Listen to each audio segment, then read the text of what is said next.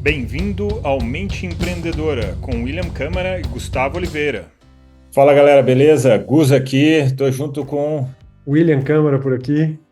e mais um episódio, aqui já pertinho da virada do ano, pertinho do Réveillon de 2023 para 2024. Então a gente separou alguns temas que fazem sentido, pelo menos nessa época do ano que a gente está gravando, né? Que a gente está com a cabeça sintonizada nisso. E hoje o tema é 3 atitudes para uma mente realizadora. Todo início de ano a gente sempre tem aqueles planejamentos, né, definições para aquelas coisas que a gente quer conquistar para o ano seguinte, etc. Então eu e a gente estava aqui trocando ideias, refletindo sobre o que faz um profissional, uma pessoa conseguir realizar coisas. Quais são os princípios que existem por trás ali da mente daquele indivíduo, né? Então, como líderes, como um empreendedor, você definitivamente precisa disso. São muitos elementos, mas a gente buscou sintetizar aqui em 3 pontos. O primeiro deles, vou começar falando aqui, que é sobre o foco. Todo mundo tem grande potencial, todo mundo tem. Você tem, eu tenho, tal. Só que quando a gente quer realizar coisas, a gente quer deixar uma marca como líder, como um empreendedor, você precisa de foco. Se você for fazer 200 coisas ao mesmo tempo, a chance de você não fazer nenhuma bem feita é grande. Além disso, tudo leva tempo, né? Tudo leva tempo. O sucesso da noite para o dia leva aí 10, 15, 20 anos. Então, se você não conseguir se manter focado naquilo que você deseja, naquilo que você gostaria de ver realizado, às vezes você está ali prestes, né, a conseguir alguma coisa, mas desfocou, começa a fazer outra coisa e aquilo desanda. Esse é um conhecimento que eu acho que é bastante comum. Acho que você já deve ter ouvido isso, né? Só que tem uma grande diferença entre saber e se comprometer, saber e fazer, saber e manter. Então eu acho que a reflexão aqui não é se você sabe disso que a gente está falando. Você sabe, se você é um bom profissional, você sabe. A questão é fazer uma retrospectiva, fazer um planejamento para você se manter firme e forte no seu foco, seja ele qual for. Você quer acrescentar alguma coisa? Sim, o foco, a gente está falando aqui não só de concretizações, alcançar metas, né? Mas de você se manter focado no seu dia a dia de uma forma geral, né? Mas tratando em alcançar metas, seja na tua empresa, seja metas pessoais, tem um estudo que foi feito com 2.000 pessoas, onde eles estabelecem que são em 32 dias, a maior parte dessas 2.000 pessoas perde o foco das suas metas de ano novo. Então todo mundo lá pensa um montão de coisas no próximo ano e depois de 32 dias todo mundo já assumiu, já voltou no piloto automático, já perdeu o foco, já deixou que as distrações, né, do dia a dia tomem conta e usem aquela energia que você deveria focar nos seus sonhos, daquilo que você precisava realmente fazer, que era bem importante. Então, só trazer, assim, é legal ter um estudo que comprova, né, como a nossa mente é capaz de dispersar. Então, se você não tiver essa atitude de estar todo dia, qual que é o meu foco de hoje? Todo dia você alinhar, sabe? Como se estivesse apontando um lápis. Hoje eu vou ficar sharp, focado, afiado para fazer o que tem que fazer, senão você escorrega. E o segundo ponto, ele está intimamente ligado ao foco, que é a resiliência. Porque a resiliência pressupõe que você vai resistir, vai ser forte e vai se manter perseverante durante o tempo que for. E normalmente as realizações de grandes lideranças e de empreendedores leva tempo. Então, é uma maratona. Então, imagine que você está se preparando para uma maratona, né? Você não vai correr 100 metros rasos no pique total e depois você pode descansar até a próxima corrida. Não é assim, né? Então, é uma corrida de resistência. Então, vamos usar a palavra resiliência, que é melhor que resistência, porque a resiliência pressupõe que você se deforma, né? Ou seja, você sofre aquele impacto do esforço, mas você consegue voltar a mente focada, a mente serena, a energia, ao bem-estar original. Se você não é resiliente, você só tem resistência. Você vai se desgastando, desgastando, até a hora que ocorre um rompimento. Então, por isso que a gente usa a palavra resiliência e não resistência. Não adianta você ser muito resistente e não ser resiliente, de voltar ao estado de bem-estar, voltar ao estado de qualidade de vida que a gente quer viver, né? Porque esse negócio de esmirilhar a saúde, a vida, as relações, a sua energia, a sua alegria e satisfação de viver, isso aí já foi coisa do passado. Isso não, você nunca vai ver a gente falando isso. É sempre quando a gente fala de resiliência, esse tipo de coisa, é voltar ao estado de bem-estar.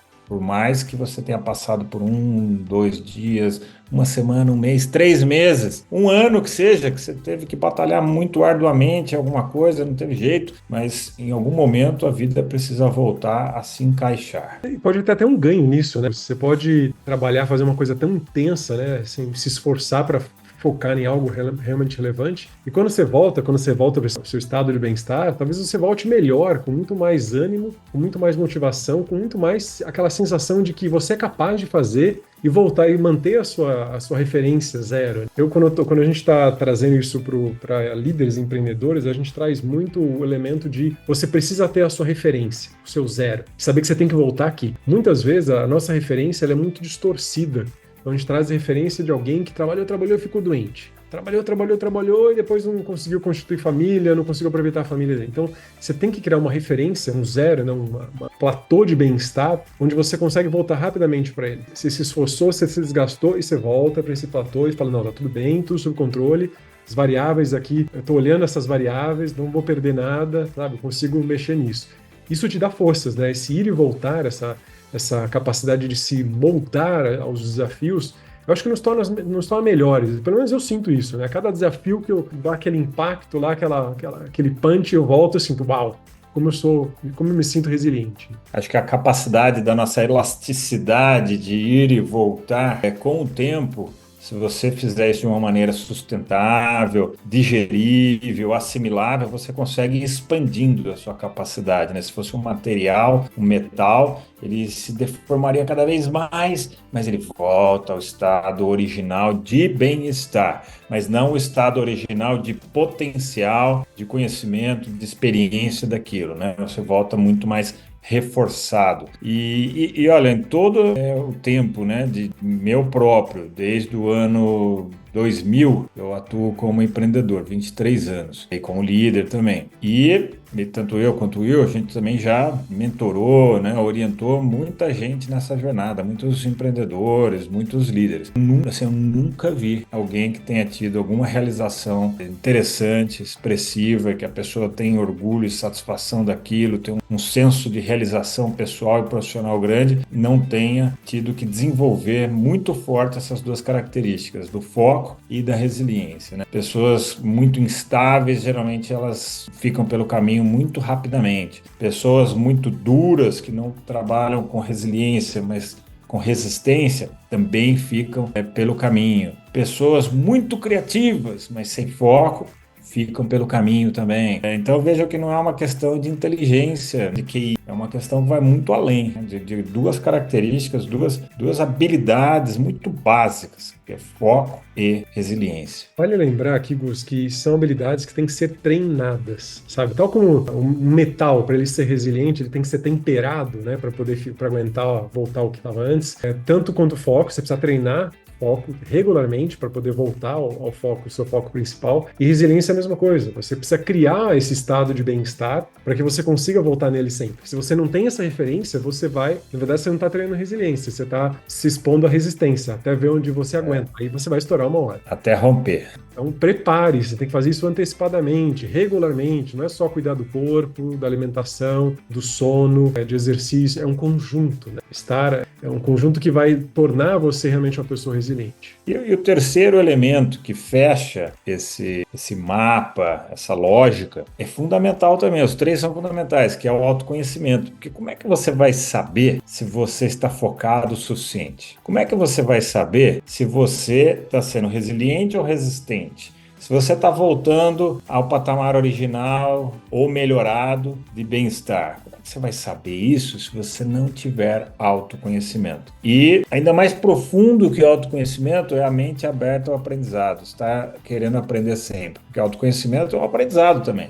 Só que de si mesmo, o aprendizado externo e interno. Quer comentar mais, Will, sobre o autoconhecimento nesse contexto? Eu diria que talvez seja injusto você falar que é a principal, né? Mas esse aqui é o teu velocímetro, sabe? Os teus indicadores, são teus instrumentos. O autoconhecimento é o que vai fazer com que você entenda se você está no caminho certo ou não do foco, se você está sendo resiliente ou resistente. O autoconhecimento é o que vai permitir que você faça os pequenos ajustes para ganhar aquela diferença no final. Senão você não consegue, você fica duro sem aprender, né, alguma coisa, seja com você mesmo, com as situações, com as pessoas, ou até conhecimento novo, você vai fazer de uma forma limitada ali, vai ter um limite ali. E o autoconhecimento é o que expande os limites. Ele vai te ajudar a mudar padrões de pensamentos que vão impedir que você chegue onde você tem que chegar. Ele vai quebrar algumas crenças limitantes e fazer você enxergar coisas que você não tinha visto ainda. Então, eu acho que esse terceiro elemento, do conhecimento, é o que dá toda a liga para o foco e para a resiliência. Sem isso, você vai ficar para trás. E essa é uma das nossas especialidades, né? Nós desenvolvemos bastante, investimos muito tempo estudando isso, entendendo a mente humana, entendendo o comportamento, entendendo como você muda. Porque às vezes não adianta saber, você tem que saber mudar. A maior parte só sabe o quê? Não, porque você está fazendo tal coisa. Ok, mas como que eu mudo isso? Ah, não sei, agora não sei. Então nós desenvolvemos ferramentas, né, práticas que vão permitir que aquele líder, com aquele profissional, ele realmente mude o seu comportamento, mude a sua atitude. Seja uma história de referência, seja um exercício prático, ele coloca no papel e faz realmente, ele cria um outro modelo mental, mas ele muda, ele gira mesmo, ele muda o caminho de autopercepção, de autoconhecimento. Para mim é isso que faz a diferença. Não adianta só você saber ter o indicador, mas você tem que saber agir em direção do que o indicador está trazendo. E eu gostei de uma palavra que você usou a palavra liga, né? O que dá liga. Se a gente pensar até a mais do que foco, resiliência, outras habilidades, né, que são obviamente importantes, o que dá sempre a liga é o autoconhecimento. Porque é como se fosse o termômetro, a lupa, o microscópio e o radar. Sabe? É o que está dando o termômetro do quanto você está evoluindo ou não em alguma coisa. Radar, para a gente conseguir olhar de maneira longe, né? Ou seja, estou desviando dos obstáculos, estou superando os obstáculos, vou dar com a cara na parede daqui a pouco. O microscópio, para quando a gente precisa olhar alguma coisa muito, muito, muito pequena, muito próxima, a lupa e por aí vai. Então, realmente é a liga, né? É a liga. Eu vou até propor aqui uma reflexão. Talvez, com certeza o Will já viu situações assim, talvez você que está ouvindo a gente também já tenha visto situações assim. Sabe quando você lidera uma equipe, tem uma pessoa que você orienta e ela faz o que você está falando? Ela é disciplinada, ela tem disciplina. E aí dá certo. Quando você deixa de liderar aquela pessoa e ela se torna um líder muitas vezes, ela começa a fazer tudo diferente daquilo, mas não para melhor. Tudo aquilo que você orientava, que ela evoluiu e dava certo, ela faz diferente. Não quer dizer que ela não possa fazer diferente. Pode e deve, se aquilo resultar numa evolução, um atingimento de um novo patamar. Mas muitas vezes a pessoa não tinha desenvolvido um autoconhecimento para entender o impacto daquela sua orientação e como aquilo se transformava e gerava um resultado. Ela aceitava como orientação do chefinho que ela tinha que obedecer. E aí ela aplicava, aquilo dava resultado, mas ela não acreditava naquele resultado. Aí depois, quando ela vai lá fazer sozinha, dá tudo errado e desanda tudo, porque ela não aprendeu nada. Ela estava travada, tanto externamente, mas principalmente internamente. Ela não reviu preceitos, modelos mentais que ela tinha, crenças que ela tinha, e que aquela sua orientação confrontava aquelas crenças. Então, nesse caso, ela regredia quando assumia um patamar de liderança. Talvez você mentalmente está fazendo assim com a cabeça, concordando, é porque você está lembrando de pessoas que você já viu isso acontecer. E aí você fala, cara, mas essa pessoa trabalhou comigo 10 anos, não aprendeu nada. Olha só, saiu em um ano, afundou tudo. Como é que pode? A mente não estava aberta para crescer, né? Não estava aberta. E principalmente internamente. O crescimento aí, no caso, não é externo. Porque o externo ela estava tendo. Ela estava tendo os inputs externos. Mas o interno dela não se transformou. E o autoconhecimento é uma atitude que ela é perene, ela é contínua. Você pode focar por um tempo, você pode ser resiliente por um tempo, mas autoconhecimento você vai precisar ter para sempre, mesmo que você nunca mais tenha uma atividade profissional. Então ela é crucial. Eu tenho um filme que ilustra um pouquinho para mim dessa parte de autopercepção, de autoconhecimento, que conecta com o que você acabou de falar, né? Daquela pessoa que ela é liderada e depois quando vira um líder acaba não seguindo algumas atitudes. Né? Aquele filme Kill Bill, onde o mestre vai lá e ensina tudo para o lutador fazer não sei o quê, dar uns golpes aqui, os golpes ali.